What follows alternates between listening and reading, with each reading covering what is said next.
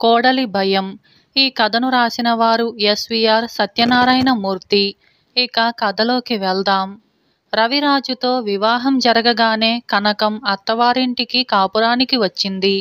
ఆ రోజే మామ చలపతి ఆమెతో, కనకం, మీ అత్తది చాలా కోపిష్టి స్వభావం, విసుక్కోకుండా ఆవిడ చెప్పినట్టుగా నడుచుకో అని అన్నాడు. అలాగే అన్నట్టుగా మౌనంగా తల ఊపింది కనకం. ఆమె ఓపిగ్గా ఇంటి పనులు చేసుకున్న కొద్దీ మరెన్నో పనులు పూర్తి చేస్తూ ఉండేది అత్తగారు సూరమ్మ.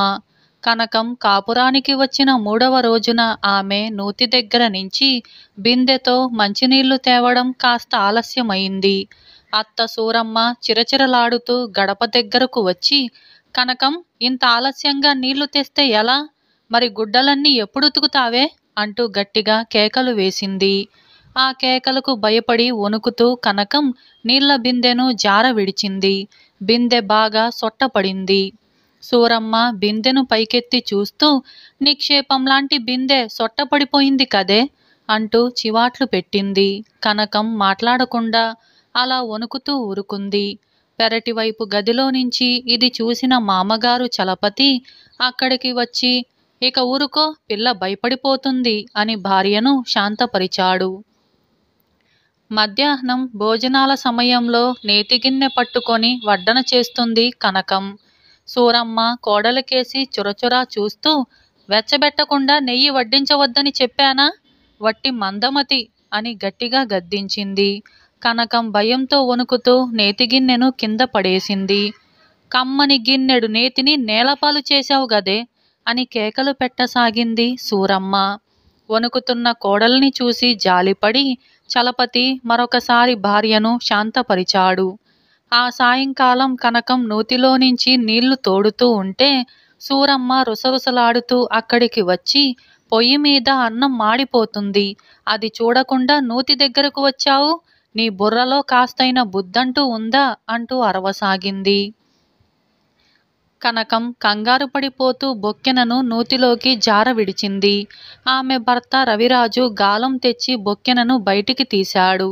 మర్నాటి ఉదయం కనకం 2 గేదెల పాలు పితికి పాల చెంబుతో వస్తూ ఉంటే సూరమ్మ ఆమెకు ఎదురుగా పోయి కొరకొరలాడుతూ, పశువులకు గాబులో కుడితినీళ్లు పొయ్యమంటే పొయ్యలేదేం అంటూ కేకలు పెట్టింది. ఆ కేకలు వింటూనే కనకం ఎంతగానో భయపడిపోయి పాల చెంబును నేలజార్చింది. అప్పుడే వీధిలో నుంచి ఇంట్లోకి వస్తున్న చలపతి ఇదంతా చూసి, కనకం, నిన్న బిందె సొట్ట పోగొట్టావు, నేతిగిన్నె కింద పడేశావు, నూతిలో బొక్కెన జార విడిచావు, ఉదయాన్నే పాలు ఒలకబోశావు, ఇలా అయితే ఎలా అని అడిగాడు. కనకం ఇంకా భయపడుతూనే తల వంచుకొని, మామయ్య, ఎవరైనా నన్ను కసిరితే భయం వేసి వణుకు పుడుతుంది, ఏం చెయ్యను అన్నది దీనంగా. అప్పుడు వెంటనే చలపతి భార్యతో, నువ్వు కోడల్ని కసిరినప్పుడల్లా ఏదో ఒకటి పాడవుతుంది, నువ్వు కోపం తగ్గించుకో అని అన్నాడు. సూరమ్మ కోపంగా మూతి ముడుచుకొని అక్కడ్నుంచి వెళ్ళిపోయింది. మర్నాడు ఇంటికి వచ్చిన పొరుగింటావిడ కాంతమ్మతో మాట్లాడుతూ, సూరమ్మ లోపలి గదిలోకి ఉన్న కనకాన్ని మంచినీళ్లు పట్టుకురమ్మని కేక వేసింది. కనకం నీళ్లు తేవటం కొంచెం ఆలస్యమయ్యేసరికి, చెప్పిన వెంటనే తేవద్దటే అని కసిరినట్టుగా అడిగింది సూరమ్మ. కనకం భయంతో వణికిపోయేసరికి చేతిలోని నీళ్ల చెంబు కింద పడిపోయింది. సూరమ్మ గట్టిగా విసుక్కుంటూ కాంతమ్మతో, ఇదమ్మా మా కోడలి వరస, ఏదైనా మాట అంటే చాలు భయం అట, చేతిలోని వస్తువు వదిలేస్తుంది అని అన్నది. అవును పాపం, కొత్తగా కాపురానికి వచ్చిన కొందరు ఆడపిల్లలు అలాగే భయపడిపోతూ ఉంటారు. అందువల్ల ఇంట్లో వస్తువుల నష్టం తప్పనిసరి అవుతుంది. దానికి ఒకటే మందు, మనం కోపాన్ని కాస్త అదుపులో ఉంచుకుంటే సరి అన్నది కాంతమ్మ. ఆనాటి నుంచి సూరమ్మ తన కోపిష్టితనాన్ని వదులుకొని కోడలితో తూచినట్టుగా నెమ్మదిగా మాట్లాడటం అలవాటు చేసుకుంది. కోడలి వల్ల తన భార్యలో వచ్చిన మంచి మార్పుకు చలపతి ఎంతో సంతోషించాడు. అయితే కనకం చాలా తెలివైన పిల్ల. అత్తగారి కోపిష్టి స్వభావాన్ని మార్చటానికి ఆమె కోపగించుకున్నప్పుడల్లా భయంతో వణికిపోతున్నట్టుగా నటించిన సంగతి ఆమె భర్త రవిరాజు ఒక్కడికి మాత్రమే తెలుసు. ఇలా కోడలి భయం అనే ఈ కథ సమాప్తమైంది. అలాగే మరొక కథ నకలు ఖలీఫా. ఈ కథను రాసిన వారు కె. సోమసుందరం. ఇక కథలోకి వెళ్దాం. పూర్వం బాగ్దాదు నగరంలో మహా ధనవంతుడైన రత్నవర్తకుడు ఉండేవాడు. ఆయన వద్ద అంతులేని రత్నాలు, చిత్రమైన పనితనం గల నగలు మాత్రమే కాక ఆయనకు అనేక మేడలు, దుకాణాలు, దొడ్లు, తోటలు, స్థలాలు ఉండేవి. వందలాది బానిసలు ఉండేవాళ్ళు. ఆయన చనిపోగానే ఈ ఆస్తి యావత్తు ఆయన కొడుకుదయింది. అతని పేరు మహమ్మద్ అలీ. ఒకనాడు మహమ్మద్ అలీ తన దుకాణంలో కూర్చొని పని చూసుకుంటూ ఉండగా అనేక మంది పరిచారికలను వెంటబెట్టుకొని ఒక అపురూప సుందరి అతని దుకాణంలోకి ప్రవేశించి అందమైన బంగారు పెట్టెలేమైనా ఉంటే చూపమని అడిగింది. మహమ్మద్ అలీకి ఆమెను చూస్తూనే ఆమె మీద అంతులేని ప్రేమ పుట్టుకొచ్చింది. అతను తన వద్ద ఉన్న 100 రకాల నగిషీలు గల పెట్టెడలు తెచ్చి ఆమె ముందు పెట్టాడు. ఆమె వాటిని చూసి ఇంతకన్నా మంచివి లేవా అని అడిగింది. మహమ్మద్ అలీ కొంచెమైనా సందేహించకుండా తన తండ్రి ఏనాడో 1,00,000 దీనారాలిచ్చి కొని ఇంట ఉంచిన పెట్టెడను లోపలి నుంచి తెప్పించి ఆమెకు చూపాడు. దాన్ని చూస్తూనే ఆమె ఆనందంతో పరవశురాలై నాకిదే కావాలి, దీని ఖరీదెంత, ఎంతకైనా కొంటాను అని అడిగింది. ఆమెను చూసి ఆనంద పరవశుడైపోయిన మహమ్మద్ అలీ దానికి విలువ ఏమీ లేదు, నా బహుమతిగా తీసుకోవచ్చు అని అన్నాడు.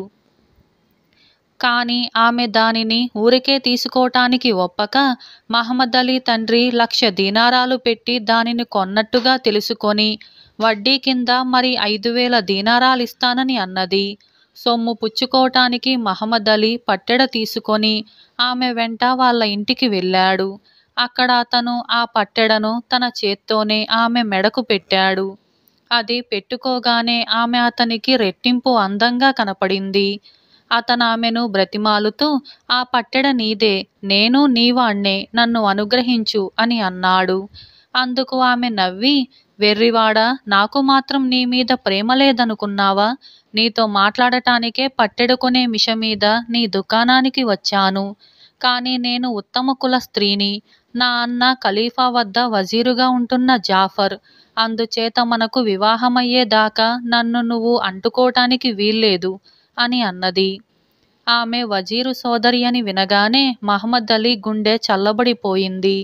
ఆమెతో తనకు వివాహం అసంభవమని అనుకున్నాడు అతను. అతని నిస్పృహ చూసి ఆమె మళ్ళీ నవ్వి గొప్ప ఇంటి దాన్నైనంత మాత్రాన నేను స్వతంత్రురాలను కాననుకున్నావా అంటూ ఆమె ఆ క్షణంలోనే కాజీని పిలిపించింది. కాజీ వారిద్దరికీ వివాహం చేసి వెళ్ళిపోయాడు. మహమ్మద్ అలీ విందులు కుడుస్తూ సంగీతం వింటూ 1 మాసం పాటు ఆ ఇంటనే గడిపాడు. అన్నాళ్ళు భార్యాభర్తలు ఒకరిని విడిచి ఒకరు ఉండలేదు. అంతకాలము మహమ్మద్ అలీ తన ఇంటిని గురించి కానీ దుకాణం గురించి కానీ తలచిన పాపాన కూడా పోలేదు. ఒకనాటి ఉదయం మహమ్మద్ అలీ భార్య స్నానానికి వెళ్ళిన సమయంలో ఒక ముసలిది వచ్చి ఖలీఫా భార్య జుబేదా తమరిని అవశ్యం చూడాలంటుంది, వెంటనే బయలుదేరండి అని అన్నది. మహమ్మద్ అలీకి చిక్కే వచ్చింది. అతని భార్య స్నానం ముగించి వచ్చి భర్త కనిపించకపోతే చాలా బాధపడుతుంది. ఖలీఫా భార్య పిలిస్తే పోకపోవటం అపచారమేమో. జుబేదా రాణిని చూడవెళ్ళానంటే భార్య తనను క్షమించకపోతుందా అనుకొని మహమ్మద్ అలీ ముసలిదాని వెంట బయలుదేరాడు. జుబేదాకు తన భార్యకు మధ్య పచ్చగడ్డి వేస్తే బగ్గుమంటుందని పాపం మహమ్మద్ అలీ ఏమాత్రమూ ఎరగడు.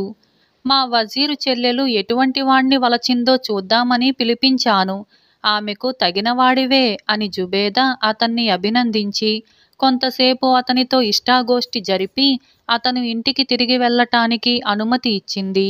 అతను తిరిగి వచ్చేసరికి అతని భార్య పట్టరాని ఆగ్రహంతో ఉంది. దుర్మార్గుడా, ఆ జుబేదా దర్శనం చేసుకోవటానికి నన్ను విడిచిపోతావా? వెళ్ళిన వాడివి తిరిగి ఏ ముఖంతో నన్ను చూడవచ్చావు అంటూ ఆమె చప్పట్లు చరిచి నవాబ్ అని కేక పెట్టింది. కేక వింటూనే కత్తి చేత పట్టుకొని ఒక నౌకరు వచ్చాడు. ఈ ప్రేమద్రోహి తల తీసేయి అన్నదామె. తీరా మహమ్మద్ అలీకి శిరశ్ఛేదం జరగబోయే సమయంలో ఇంట్లో ఉన్న బానిస జనమంతా వచ్చి తమ యజమానురాలి కాళ్ళు చేతులు పట్టుకొని అతను నేరక అపచారం చేశాడని, అంత కఠిన శిక్ష విధించటం ధర్మం కాదని చెప్పారు. వారి మాట కాదనలేక ఆ ఇల్లాలు తన భర్తను నౌకర్ల చేత కర్రలతోనూ కొరడాలతోనూ తీవ్రంగా కొట్టించి ఇంటి నుంచి బయటకు గెంటించింది. తనకు మించిన భర్తను చేసుకున్నందుకు ఈ విధంగా శిక్షాపరాధ భావాలు పొందినవాడై మహమ్మద్ అలీ ఎట్లాగో ఇంటికి వచ్చి పడి 2 మాసాలు దెబ్బలతోనూ గాయాలతోనూ తీసుకున్నాడు. తిరిగి ఒళ్ళు చక్కబడగానే అతను తన దుకాణానికి వెళ్ళాడు. అందులో ఉన్న సరుకు పూచిక పుల్ల మిగలకుండా అయిన కాడికి అమ్మేసి డబ్బు చేసుకున్నాడు. ఈ డబ్బు సహాయంతో మహమ్మద్ అలీ తనకు జరిగిన అవమానాన్ని మరిచిపోవటానికి ఒక కార్యక్రమాన్ని అవలంబించాడు. ముందుగా 400 మంది బానిసలను కొన్నాడు. వారందరికీ ఖరీదైన దుస్తులు వేశాడు. తనకు మరింత ఖరీదైన దుస్తులు కొనుక్కున్నాడు. తన బానిసలలో వజీర్ జాఫర్ పోలికలున్నవాణ్ణి ఒకణ్ణి, ఖలీఫా వెంట ఉండే నేత్రహస్తుడు మస్రూర్ పోలికలున్నవాణ్ణి మరి ఒకణ్ణి ఏరాడు. వారికి తగిన దుస్తులు వేయించాడు. తాను ఖలీఫా దుస్తులు ధరించి ప్రతి రాత్రి ఒక పడవలో ఎక్కి తన పక్కల నకలు జాఫర్ను, నకలు మస్రూర్ను కూర్చోబెట్టుకొని టిగ్రిన్ నది వెంట బయలుదేరేవాడు. దీపాల కాంతితో దేదీప్యమానంగా వెలుగుతూ పడవ నది వెంట వెళ్ళేటప్పుడు మహమ్మద్ అలీ బానిసలు, ఖలీఫా పడవ వస్తుంది, తొలగండి, దారి తప్పుకోండి అని కేకలు వేసేవారు. ఇది నిజంగా ఖలీఫా గారి పడవేననుకొని నది మీద ఉండే ఇతర పడవలు ఒడ్డుకు చేరి మహమ్మద్ అలీ పడవను యథేచ్ఛగా సాగిపోనిచ్చేవి. మహమ్మద్ అలీ పడవ నది వెంట కొంత దూరం వెళ్ళి ఒక తోట వద్ద ఒడ్డు పట్టేది. ఆ తోటలో రాజభవనానికి తీసిపోని మేడ ఉంది. అందులో మహమ్మద్ అలీ కోసము, అతని బానిసల కోసము విందు సిద్ధంగా ఉండేది. పాడే స్త్రీలు, ఆడే స్త్రీలు సిద్ధంగా ఉండేవారు. మహమ్మద్ అలీ తెల్లవార్లు జల్సాగా గడిపి ఖలీఫాలాగే నటించి తెల్లవారేలోపుగా ఇల్లు చేరుకునేవాడు. ఈ విధంగా 1 సంవత్సరం గడిచింది.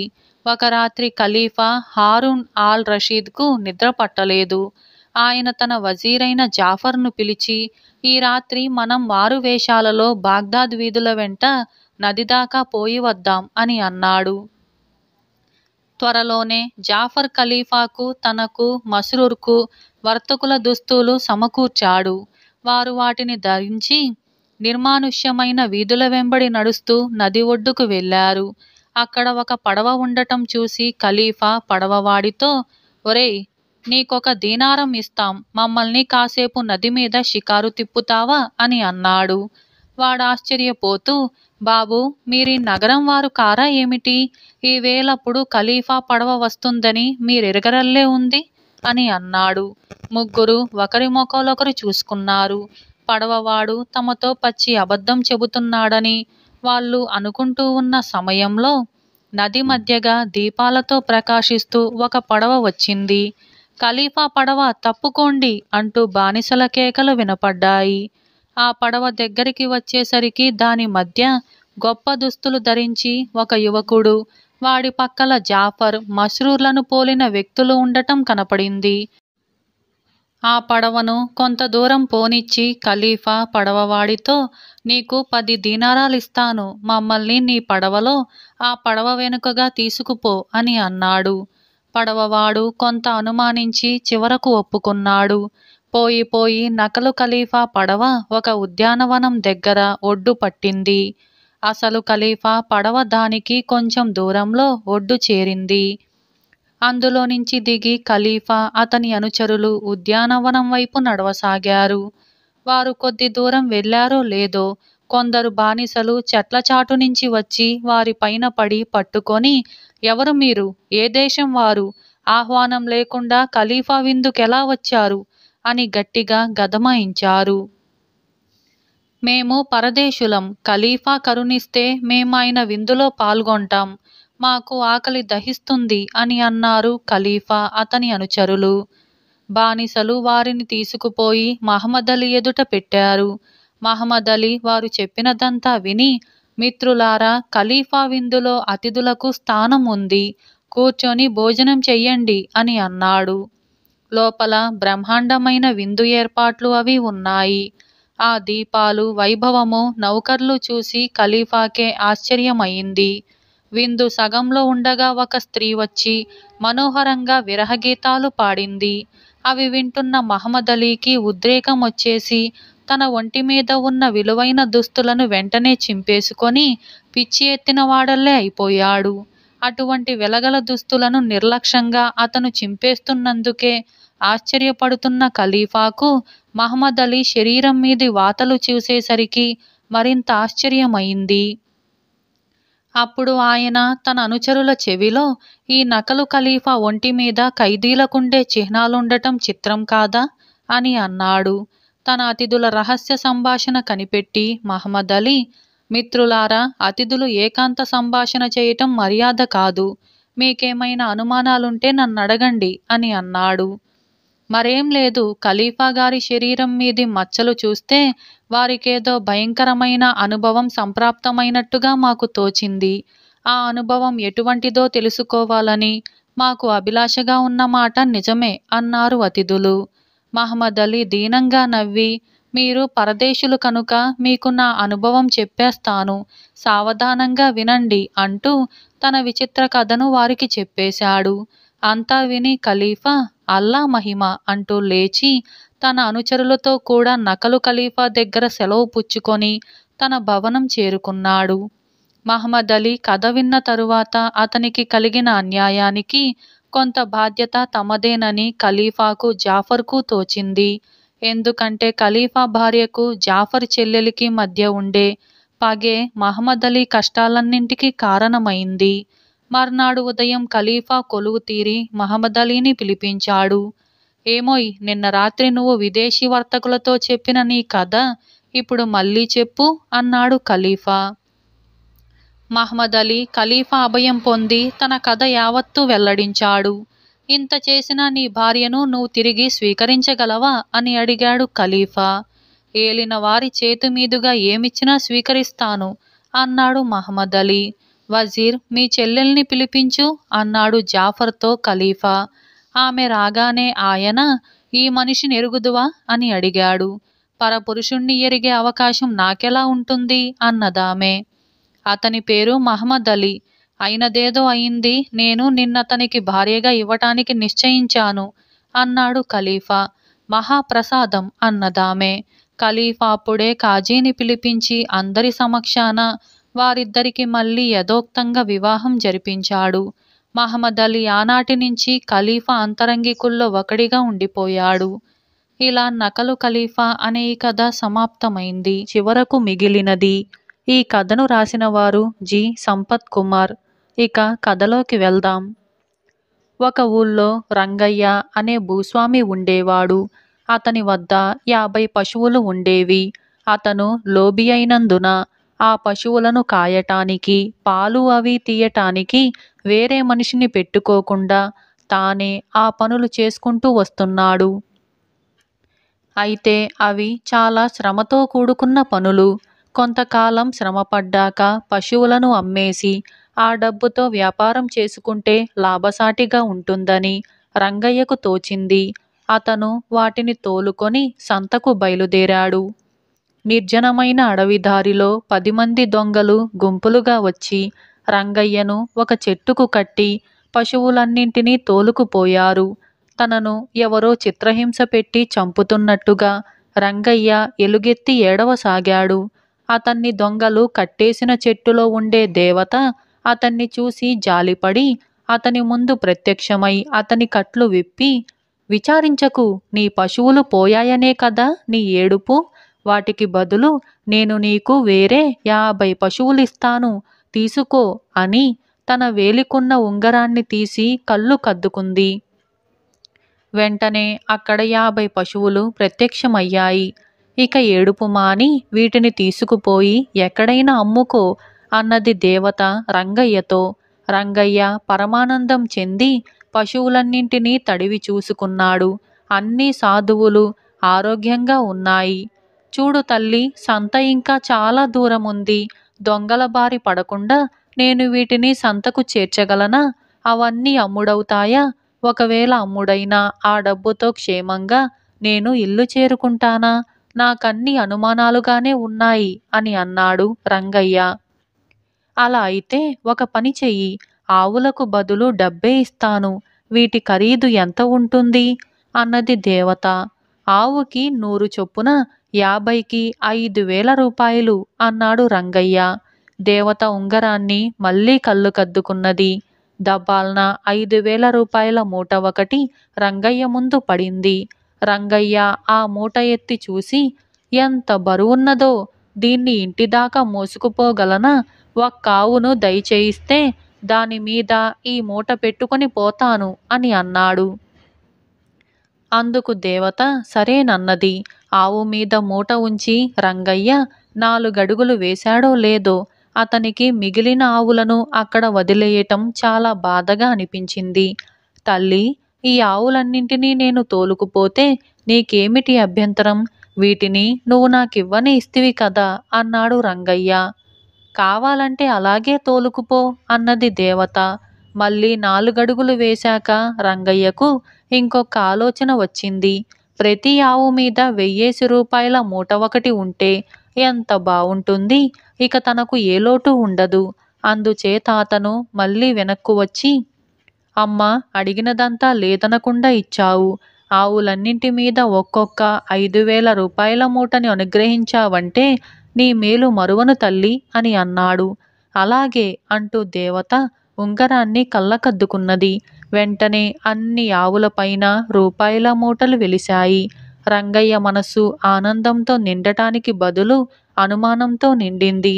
కొద్దిసేపటిలోనే తనకిన్ని కోరికలు కలిగాయి కదా, తన జీవితంలో ఇంకెన్ని కోరికలు కలుగుతాయో వాటిని తీర్చుకోవటానికి ఆ ఉంగరం ఉంటే చాలు. అది దేవతకెందుకు?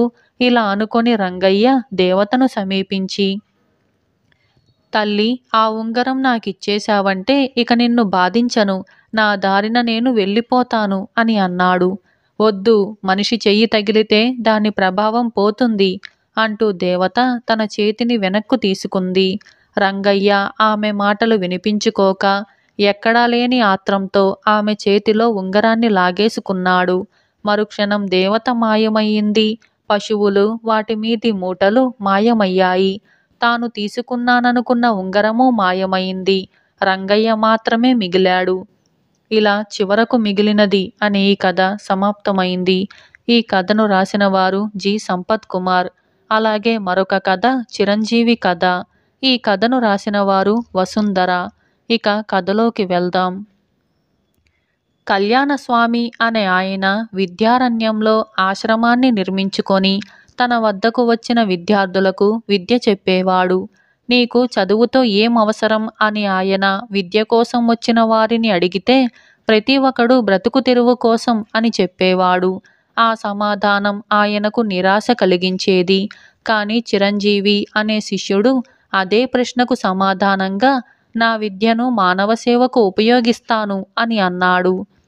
ఆ మాటకు కళ్యాణస్వామి ఎంతో సంతోషించి 5 సంవత్సరాలు చిరంజీవికి చదువు చెప్పి అతన్ని పంపేటప్పుడు అన్నమాట తప్పకుండా మానవ సేవకు నీ జీవితాన్ని అంకితం చెయ్యి అని జ్ఞాపకం చేశాడు.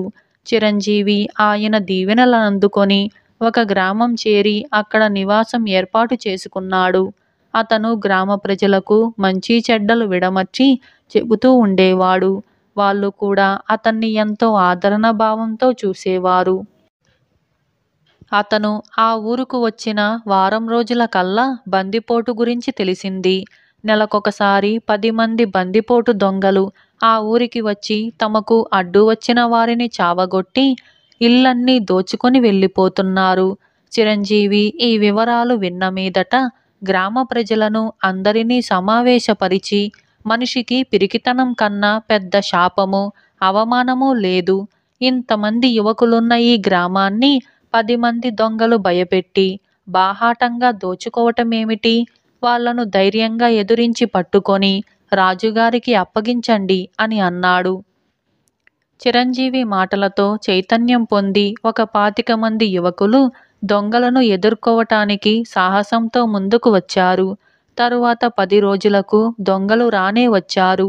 చిరంజీవి చెప్పిన ప్రకారం 25 మంది యువకులు వాళ్ళను ఎదిరించారు.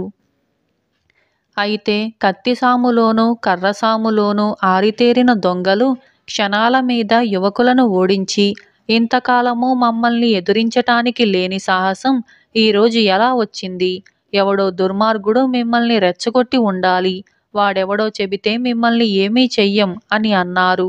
యువకులు తటపటాయించారు. కాని చిరంజీవి ధైర్యంగా ముందుకు వచ్చి, మీరు చేస్తున్నది అన్యాయం. దాన్ని ఎదుర్కోవలసిందిగా నేనే ఈ యువకులను ప్రోత్సహించాను అని దొంగలతో అన్నాడు. దొంగలు వెంటనే చిరంజీవికి స్పృహ పోయేటట్టుగా చావగొట్టి, ఈసారికి పోనిస్తున్నాం. ఇంకోసారి మమ్మల్ని ఎదురిస్తే గ్రామాన్ని నిప్పుపెట్టి మరీ పోతాం అని ఊరివాళ్లను బెదిరించి ఇళ్లన్నీ దోచుకొని తమ దారిన తాము వెళ్ళిపోయారు. చిరంజీవి చావు బ్రతుకుల్లో ఉన్నాడు. ఊర్లో సరైన వైద్యుడనదగిన వాడు ఎవరూ లేడు. కొంతమంది అతన్ని దూరగ్రామానికి తీసుకుపోయి వైద్యం చేయించారు. ఒకరోజల్లా స్పృహ లేకుండా పడి ఉండిన చిరంజీవి ప్రమాద స్థితి నుంచి బయటపడి కోలుకోసాగాడు. అతను తిరిగి తమ గ్రామానికి వస్తే ప్రమాదమని అతన్ని తెచ్చిన వాళ్ళు అతనికి తెలివి వచ్చే లోపునే తమ గ్రామానికి తిరిగి వెళ్ళిపోయారు. అయితే 15 రోజుల అనంతరం చిరంజీవి మరొక మనిషిని వెంట పెట్టుకొని ఆ గ్రామానికి తిరిగి వచ్చాడు. అతను మళ్ళీ రావటం గ్రామ ప్రజలకు ఎంతమాత్రమూ నచ్చలేదు. చిరంజీవి ఊరి పెద్దలను కొందరిని కలుసుకొని, ఈ ఊళ్ళో వైద్యుడు లేకపోవటం వల్లనే కదా మీరు నన్ను పొరుగురు తీసుకుపోవలసి వచ్చింది. ప్రతి గ్రామానికి కనీసం ఒక వైద్యుడైనా ఉండాలి. అందుకే నేను ఈ వైద్యుణ్ణి తెచ్చాను. అతను వైద్యంలో గట్టివాడు. ఈ గ్రామంలో స్థిరపడటానికి ఇతన్ని నేను ఒప్పించాను అని అన్నాడు. చిరంజీవి మాటలకు ఊరి పెద్దలు చలించిపోయారు. దొంగల వల్ల ప్రాణభయం అందరికన్నా చిరంజీవికే ఎక్కువ. అయినా తాము భయపడుతూ ఉంటే అతను ప్రాణం కూడా లక్ష్యపెట్టక గ్రామక్షేమం కోరి వైద్యుణ్ణి తెచ్చాడు. ఈసారి చిరంజీవి పైన గ్రామంలో అందరికీ అపారమైన గౌరవం కలిగింది. మరోసారి దొంగలు వచ్చే సమయానికి వందల సంఖ్యలో గ్రామ ప్రజలు వాళ్ళను ఎదిరించి పట్టుకొని రాజుగారికి అప్పగించారు. తన వల్ల ఆ గ్రామానికి జరగవలసిన ఉపకారం జరిగిందని చిరంజీవి సంతోషించి ఆ గ్రామం నుంచి వెనుదిరిగాడు. ఇలా చిరంజీవి కథ సమాప్తమైంది. మరొక కథ తనకు మాలిన ధర్మం. ఈ కథను రాసిన వారు షేక్ అబ్దుల్ వహాబ్. ఇక కథలోకి వెళ్దాం. పూర్వం పర్షియా దేశంలో దిముష్కా అనే నగరాన్ని ఒక పాదుషా పరిపాలిస్తూ ఉండేవాడు. ఒకసారి పొరుగు దేశపు రాజు అకారణంగా అతనిపై దండెత్తి వచ్చాడు. ఈ యుద్ధంలో తనకు జయం లభించినట్లయితే తన దేశంలోని భక్తులందరికీ బంగారు పుష్పాలు, బంగారు ఫలాలు దానం చేస్తానని పాదుషా మొక్కుకున్నాడు. యుద్ధంలో పాదుషా కోరినట్లే విజయం లభించింది. ఆ సంతోషంతో పాదుషా తన ఖజానాలో ఉన్న బంగారమంతా కరిగించి బంగారు పుష్పాలు, ఫలాలు తయారు చేయించమని ఉత్తర్వులిచ్చి తన వజీరుతో బంగారు ఫలపుష్పాలు స్వీకరించటానికి దేశంలో ఉండే భక్తులందరికీ ఆహ్వానాలు పంపండి అని అన్నాడు. చిత్తం, అలాగే పంపుతాను అన్నాడు వజీరు వినయంగా. ఈ వజీరు ఎంతో వివేకము, లోకజ్ఞానము కలవాడు. ఈ దాన ధర్మాలతో ఖజానా ఖాళీ అవుతుందని అతనికి తెలుసు. ఖజానా ఖాళీ కాగానే పొరుగుదేశపు రాజు మళ్ళీ సైన్యాలను తరలించుకొని యుద్ధానికి వచ్చి ఈసారి అవలీలగా తన పాదుషాను ఓడిస్తాడు. అందుచేత ఏదో ఒక ఉపాయంతో పాదుషా తలపెట్టిన ఈ తలకుమాలిన ధర్మకార్యాన్ని సాగకుండా చేయాలని వజీరు నిశ్చయించుకున్నాడు. 2-3 రోజులు గడిచాక వజీరు పాదుషాను దర్శించి, మహాప్రభు, దేశం అన్ని మూలలా గాలించాను, ఒక్క భక్తుడైనా కానరాలేదు అని విన్నవించాడు. ఏమి వింత, నువ్వు భక్తుల కోసం సరిగ్గా ప్రయత్నం చేశావా? నాకు తెలిసి మన దేశంలో 1000 మంది భక్తులున్నారు కదా అన్నాడు పాదుషా. మహాప్రభు, నిజమైన భక్తులు మీ బంగారాన్ని పరిగ్రహించరు, పరిగ్రహించేవారు భక్తులు కారు. అన్నాడు వజీరు. అందుకు పాదుషా నవ్వి, నేను తలపెట్టిన ఈ దానాలు మీకు సమ్మతం కానట్టుంది. కానీ మీరన్నది ఎంతమాత్రమూ నిజం కాదు. పరిగ్రహించేవారు భక్తులు కారని నిరూపించండి అని అన్నాడు. చిత్తం అలాగే అన్నాడు వజీరు. మన నగరానికి ఉత్తరంగా ఉన్న ఎడారిలో గొప్ప తపస్వి ఒకడు నివసిస్తున్నాడు. ఎంతో కాలంగా ఆకులు అలములు తిని అతను జీవిస్తున్నాడు. అతను భక్తుడు కాడని మీరు నిరూపించాలి అన్నాడు పాదుషా. అందుకు వజీరు సమ్మతించాడు. పాదుషా మౌల్వీని వెంట పెట్టుకొని ఎడారిలో ఉన్న తపస్వి వద్దకు వెళ్ళాడు. తపస్వి ప్రార్థన చేసుకుంటున్నాడు. ప్రార్థన ముగియగానే పాదుషా అతనితో, మహాత్మా, మీకు అభ్యంతరం లేని పక్షంలో మీరు మా నగరానికి దయచేయాలి. అక్కడ మీ కొరకు ఒక ఆశ్రమాన్ని నిర్మిస్తాము. మీ తపస్సుకు అవసరమైన సౌకర్యాలన్నీ అమర్చుతాము. మీరు దేనికోసమో శ్రమ పడవలసిన అవసరమనేదే ఉండదు. మీ తపస్సు నిరంతరాయంగానూ నిర్విఘ్నంగానూ కొనసాగుతుంది. తమ సత్ప్రవర్తన సామాన్య ప్రజలకు అనుసరణీయంగా కూడా ఉంటుంది అని అన్నాడు. పాదుషా అన్న మాటలు తపస్వికి ఏమాత్రమూ రుచించలేదు. అతను పెడముఖం పెట్టాడు. అప్పుడు మౌల్వి అతనితో, మహాత్మా, పాదుషా వారి కోరికను తోసిపుచ్చకండి. మహమ్మద్ ప్రవక్త ఆచారానికి అది వ్యతిరేకం కాదని మీకు తెలుసు. ఆశ్రమం మీకు అనుకూలంగా లేని పక్షంలో మీ ఇష్టప్రకారం చెయ్యవచ్చు అని అన్నాడు. ఆ మాటలు విన్న మీదట తపస్వి నగరానికి రావటానికి అంగీకరించి పాదుషా వెంట వచ్చేశాడు. తపస్వికి పాదుషా వారి ఉద్యానంలోని సొంత మహలులో బస ఏర్పాటయింది. మహలు ఇంద్రభవనంలా ప్రశాంతంగా ఉన్నది. అతనికి పరిచర్యలు చేయటానికి అప్సరసల్లాంటి 2 దాసీలను వజీరు నియమించాడు. తపస్వికి క్రమంగా ఈ జీవితంలో మాధుర్యం కనపడింది. రుచిగల ఆహారము, అందమైన బట్టలు, మధురమైన భక్ష్యాలు, అత్తరులు ఆయనకు అలవాటయ్యాయి. శరీరానికి ఉండిన నల్లకప్పు వదిలి నిగనిగా మెరుస్తూ ఎర్రగా తయారైంది. పరిచారికల సౌందర్యం అతన్ని ఆకర్షించసాగింది. వారి ముంగురులు అతని మనసుకు సంకెళ్ళయ్యాయి. తన ఎత్తు పారినందుకు వజీరు సంతోషించాడు. ఒక రాత్రి అతను పాదుషాను వెంట పెట్టుకొని రహస్యంగా ఆశ్రమానికి వచ్చాడు.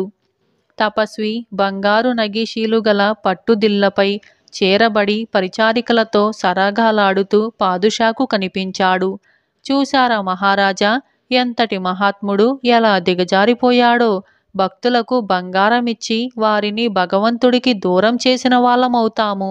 అందుచేత భక్తులకు ధర్మసత్రాలు ఏర్పాటు చేసి వారిని భక్తులుగానే ఉండనివ్వటం మంచిది అని వజీరు పాదుషాకు హితం చెప్పాడు. వజీరు సలహా మేరకు పాదుషా సువర్ణ దానాలు కట్టిపెట్టి దేశంలో ధర్మశాలలని ఏర్పాటు చేశాడు. ఇలా తనకు మాలిన ధర్మం అనే ఈ కథ సమాప్తమైంది.